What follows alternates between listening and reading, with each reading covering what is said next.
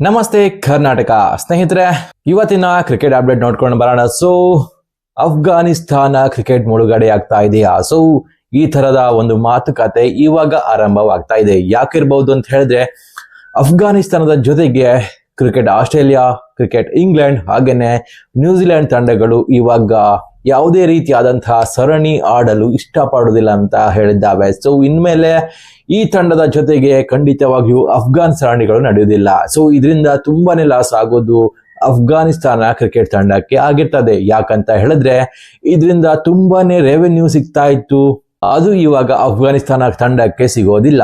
ಕಾರಣ ಏನಂತ ಹೇಳಿದ್ರೆ, ಅಫ್ಘಾನಿಸ್ತಾನ ತನ್ನ ಮಹಿಳಾ ಕ್ರಿಕೆಟ್ ತಂಡವನ್ನು ನಿಷೇಧ ಮಾಡಿದೆ. ಅದಕ್ಕೆ ಈ ಮೂರು ತಂಡಗಳು ಅಫ್ಘಾನಿಸ್ತಾನದ ಜೊತೆ ಆಡುವುದಿಲ್ಲ ಅಂತ ಖಂಡಿತವಾಗಿ ಹೇಳಿದ್ದಾವೆ.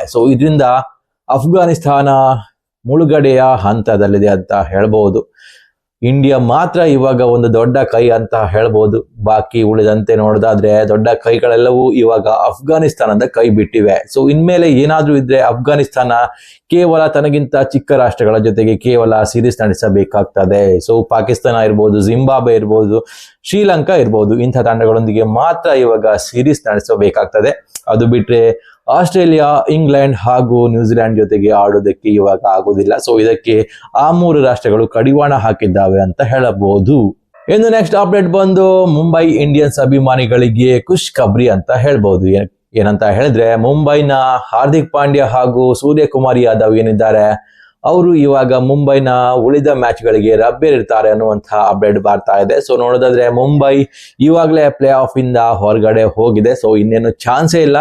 ಎಷ್ಟೇ ಮೇಲೆ ಕೆಳಗೆ ಹಾರಿದ್ರು ಬಿಟ್ಟಿದ್ರು ಕೂಡ ಮುಂಬೈ ಇನ್ಮೇಲೆ ಪ್ಲೇ ಆಫ್ ಪ್ರವೇಶಿಸಲು ಸಾಧ್ಯನೇ ಇಲ್ಲ. ಇದಂತೂ ಫಿಕ್ಸ್ ಆಗಿರ್ತದೆ.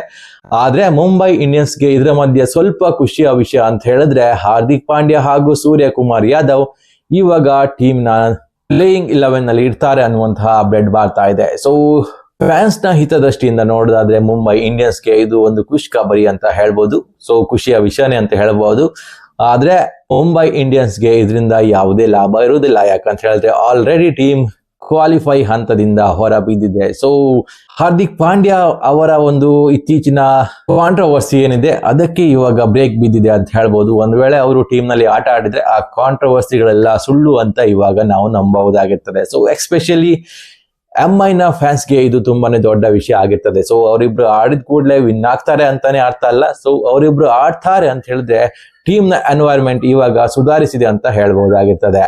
WPL ನಲ್ಲಿ ಇನ್ನೊಂದು ಹೊಸ ತಂಡ, ಹೌದು ನೀವು ಕೇಳ್ತಾ ಇರೋದು ನಿಜಾನೇ ಆಗಿರ್ತದೆ. ಯಾಕಂತ ಹೇಳಿದ್ರೆ ಪಂಜಾಬ್ ಕಿಂಗ್ಸ್ ಇವಾಗ WPL ನಲ್ಲಿ ತನ್ನ ಹೊಸ ತಂಡ ಖರೀದಿ ಮಾಡಲು ಬಯಸುತ್ತಿದೆ ಅಂತ ಹೇಳಲಾಗ್ತಿದೆ. ಪಂಜಾಬ್ ನ ಕೋ ಓನರ್ ಆದಂತಹ ಮೋಹಿತ್ ಏನಿದ್ದಾರೆ, ಮಹಿಳಾ ಕ್ರಿಕೆಟ್ ಇವಾಗ ಭಾರತದಲ್ಲಿ ಅಥವಾ ಅಂತಾರಾಷ್ಟ್ರೀಯ ಮಟ್ಟದಲ್ಲಿ ತುಂಬಾನೇ ಬೆಳವಣಿಗೆ ಕಾಣ್ತಾ ಇದೆ. ಅಂಥದ್ರಲ್ಲಿ ಈ ಸ್ಟೆಪ್ಗೆ ಒಂದು ದೊಡ್ಡ ಸಾಥ್ ಕೊಡೋದು WPL ಆಗಿರ್ತದೆ. WPL ನಲ್ಲಿ ಮಹಿಳಾ ಕ್ರಿಕೆಟಿಗರಿಗೆ ತುಂಬಾನೇ ದೊಡ್ಡ ಭವಿಷ್ಯ ಇದೆ.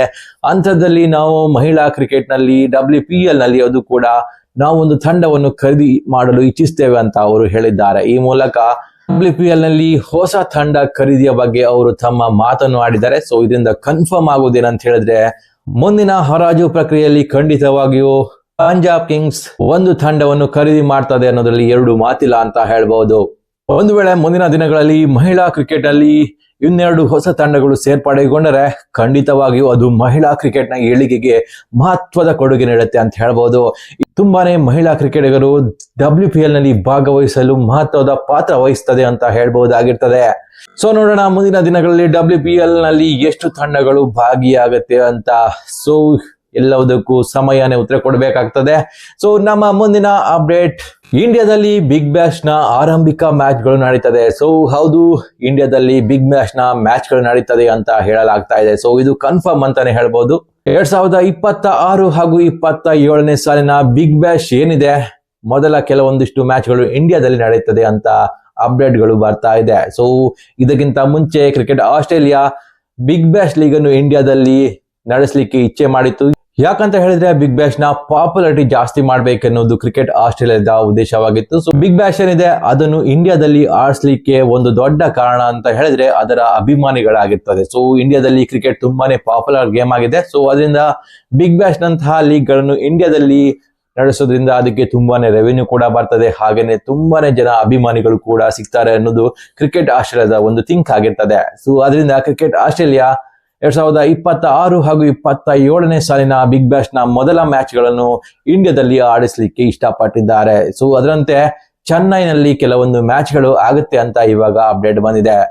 2026 ಹಾಗೂ 27ನೇ ಸಾಲಿನ ಬಿಗ್ ಬ್ಯಾಶ್ ಲೀಗ್ ನ ಮ್ಯಾಚ್ ಏನಿದೆ ಡಿಸೆಂಬರ್ ತಿಂಗಳಲ್ಲಿ ಬರ್ತದೆ. ಸೊ ಅದು ಚೆನ್ನೈನಲ್ಲಿ ನಡೆಯಲಿಕ್ಕಿದೆ.